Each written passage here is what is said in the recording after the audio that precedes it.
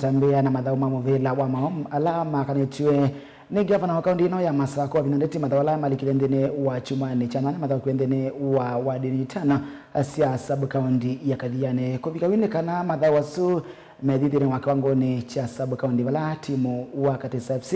onopana timu wa Mutizoni Stars ni kati wa timu la sindiendene wa sub county level ilipoti tukabane sivya tayo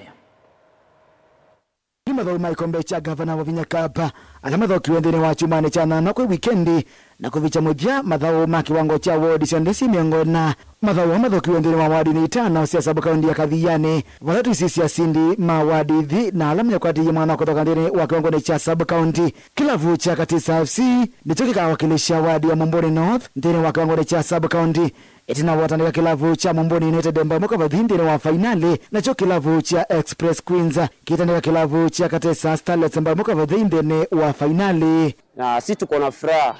akuwin juu hakuna rahisi. Last time tulifanya hivyo, this year tumefanya hivyo,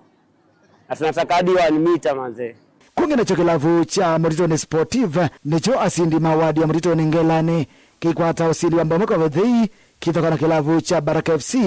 na kilavu cha Mutizoni Queens kiemelela kilavu cha Kidhima Ladies mbaile kwa mwe na kusonga na mbendini wa kiwango cha sub county. I would like to thank our governor for bringing out these tournaments. She has empowered our talents. Sisi kama timu tumejitayarisha sana kwa hizi tournaments. Tuna uhakika tunaenda tucheze mpaka huko county, tuende huko tushinde hiyo 1 million, alafu tukipata hiyo 1 million tutainvest kwa club. Secondly